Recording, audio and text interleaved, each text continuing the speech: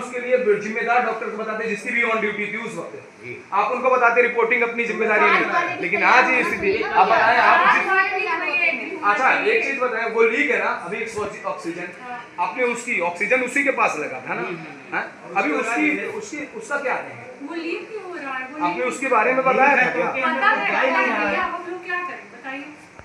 सीधी जिले में डॉक्टरों की लापरवाही ने ली एक 25 वर्षीय युवक की जान। लापरवाही के लगे हैं डॉक्टरों के ऊपर आरोप।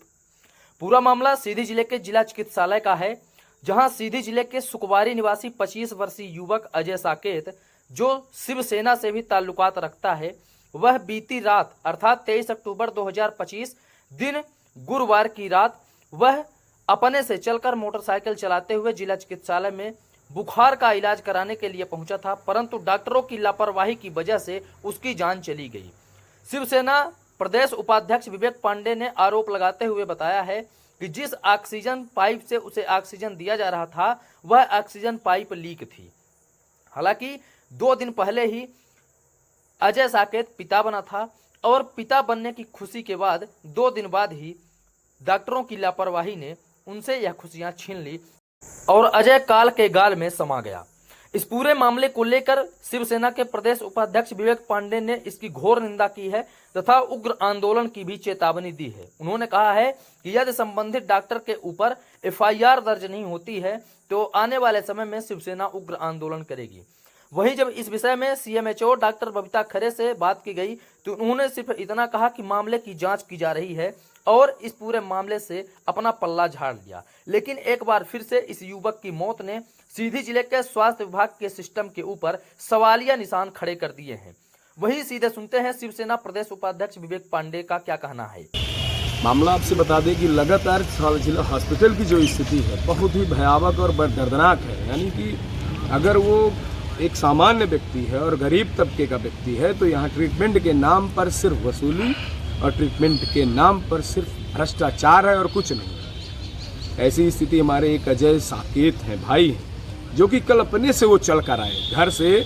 उनकी बुखार थी और थोड़ी बहुत दवाएं चलती थी, चल कर आए, वो एडमिट होते हैं और एडमिट यहाँ आए दवा दिखाए तो यहाँ के डॉक्टर जो भी होते हैं एडमिट करते हैं। एडमिट करने के बाद 4 इंजेक्शन दे देते हैं। उल्टी नहीं आ रही थी, उल्टी का इंजेक्शन दे दिए और भी कई इंजेक्शन दिए थे ना, काहे तक इंजेक्शन मेरे है ना, कई पैरासिटामोल और 3-4 इंजेक्शन, ऐसी चीज़ें नहीं थी।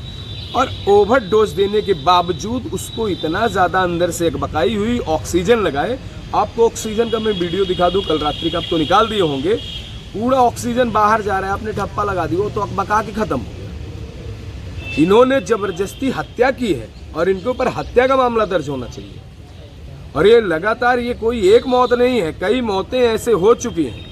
खुद तो अमित सिंह कोई डॉक्टर है, उनकी ड्यूटी थी, वो ऑन ड्यूटी नहीं थे, यहाँ पता ही नहीं था वो किसी प्रकार से न देखने न जांच करने न कुछ भी। हत्या के सिवा कुछ नहीं की, इन्होंने मार डाला है। लगातार किसी भी प्रकार से इन्हें जांच नहीं करनी, ना देखना है और कुछ नहीं करना। मतलब चिकित्सक उपलब्ध नहीं थे और कोई कुछ नहीं था, कौन था? कोई नहीं था। नर्सों के भरोसे आपने छोड़ दिया है। ट्रेनिंग पीरियड में जो आई है उनके भरोसे दे देते हैं और ऐसी। आप लोग क्या चाहते हैं? देखिए ऐसा है, अगर कार्यवाही नहीं हुई तो हम शांत नहीं बैठेंगे। अभी तो हम फिलहाल बता दिए हैं, 0 कायमी में मामला दर्ज करने के लिए बोल दिए हैं ये, लेकिन हमें एफआईआर कॉपी चाहिए और नामजद इनके इल्जाम हुए तो एफआईआर कायम होगा। ऐसे अत्याचार होते रहेंगे तो पता नहीं कितने गरीब भेंट चढ़ते रहते हैं। आपके पास पैसे हैं, यहाँ के नेताओं के पास पैसे हैं, प्रतिनिधियों के पास पैसे हैं, ये जितने भी डॉक्टर हैं इनके पास टाइम का, ये अपनी क्लिनिक खोल के बैठे हैं, बाहर दुकानें खोल कर बैठ गए हैं। खुद तो सिविल सर्जन साहब जो है तो लाल ले जाके इतनी बड़ी हॉस्पिटल डाल के बैठ गए हैं, तो दवाई कौन करेगा? आप अपने बच्चों की भोपाल और दिल्ली में करवा लेंगे, ये गरीब कहाँ जाएंगे?